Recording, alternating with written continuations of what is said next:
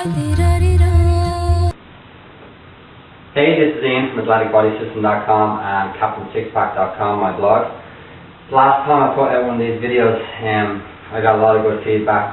Brian got some emails from people who tried it. That was the Athletic Butt Sculpting Circuit. That was the beginner level one. So today we're going to up the ante a little bit. We're going to go through a intermediate variation.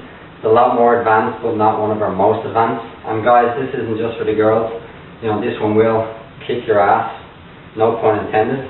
Again, there's 4 exercises in this. It's using a lot of step-ups, single leg activities, because again, the philosophy is to look at, you know, jumpers, pole vaulters, triple jumpers, long jumpers, volleyball players, all those girls and guys, you know, that are involved in those events. They have great glute development and legs, so that's what we base the philosophy on, you know, doing jump exercises eventually. There's no actual jump exercise in this variation today. So there's 4 exercises. If we're doing it on a single leg, we're going to be doing it for 30 seconds. Alright, so the first exercise, we're going to do a bodyweight lateral step down. Alright, so you're laterally facing the step. Now with the step, you want to choose a step that's appropriate to you. So if you find that you're using a step, here's my step here, and there goes the phone. It's a fax, don't worry. Alright, so if you're using a step and you find you're getting down to about here and then you just collapse, alright, you're not strong enough yet to be using that high of a step. So use a little bit lower of a step or a box.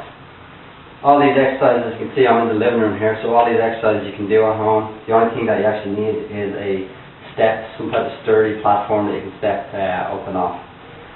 Alright, so the first exercise in the sequence, like I said, is the bodyweight lateral step down. Places a little bit more work. You know, because of the position you're in, there's a little more involvement like knee stability. So I will usually hold my hand out front, step up, and slowly, under control, step down. So with this one I'm going to do 30 seconds. And what I want to make sure is that I don't step too far back, and also that I don't push off this leg. I want to let this leg do all the work. I'll step up, slowly down, step up, slowly down, step up, slowly down. So I'm going to do 30 seconds on this leg, swap over then, and do 30 seconds on the opposite leg. That's exercise 1. Once we've done both legs, we take no rest. We go straight to the floor. We're going to do a single leg hip lift. So one leg is bent, one leg is straight out, hands down by the side. What I like to do with this foot, I'll show you on this side actually, better if you can view. I don't like to keep my foot flat. I like to push the heel into the ground, okay? So I'm going to swap over so you can see with this side. I'll do both sides for a few seconds. Alright, so from here, lift up, lower down. Lift up, lower down. Lift up, lower down. So make sure you lift, hold, and lower. You don't want to do this. That's a no-no. Alright, I'll show you this side. So lift up, hold and lower. Lift up, hold and lower. So you're going to do 30 seconds each leg on that one. When you become more advanced, you can do an elevator with your feet actually on here.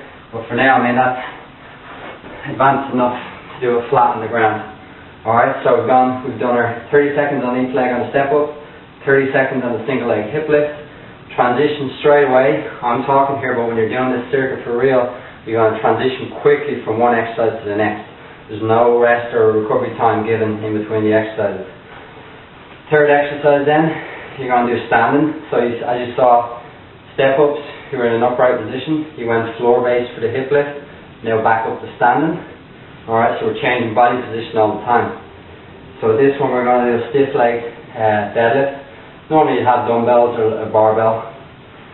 Now I haven't warmed up for this, so my hamstrings are going to be quite tight, so I won't get good range of motion on it. But basically it's called stiff-legged deadlift, but your legs aren't completely locked stiff.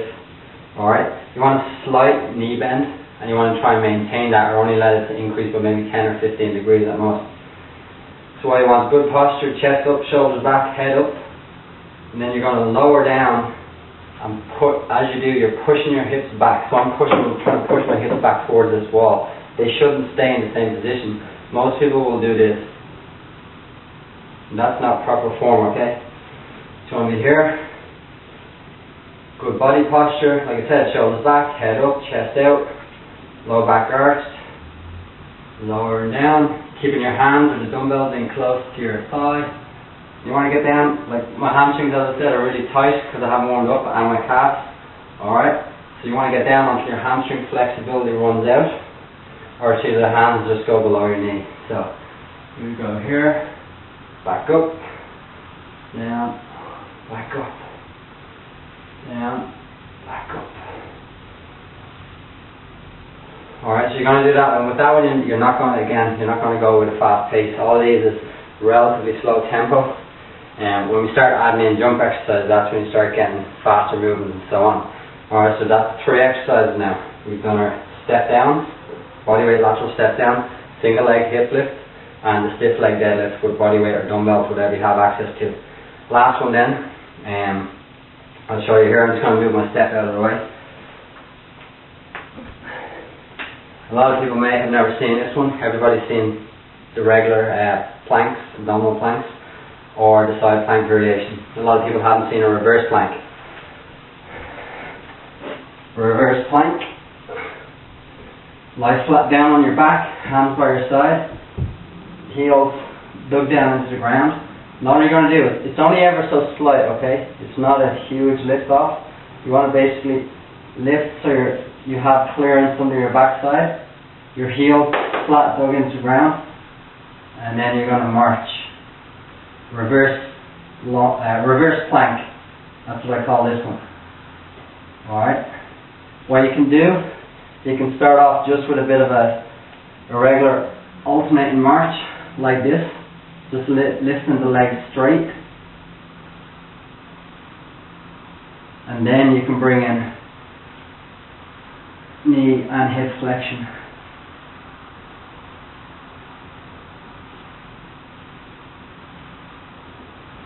Now again, if you're someone with low back pain, you probably want to avoid that one. What you could do is instead do walking lunges like we did in the beginner variation. Or you can just progress to that, build up the strength level. And like I said, you're only lifting your backside an inch or two off the ground, so you have some clearance. Alright, so that's a really good one. Gets in on the hamstrings really good. So let's just recap quickly. Bodyweight lateral step downs, single leg hip lift, stiff leg deadlift with bodyweight or dumbbells, and then the last one, reverse plank. Work through all the exercises, take a no break in between. Once you get through one round, you're going to rest 1 minute, repeat the circuit again, rest another minute, and then finally do one last round.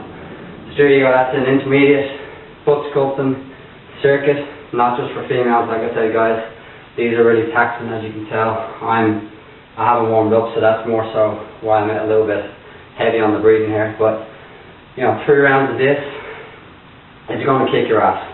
Alright, and it's going to make your ass obviously a lot better looking. That's the goal. So check out the website, it's athleticbodysystem.com, or go to my blog, captainsixpack.com, and I'll talk to you soon.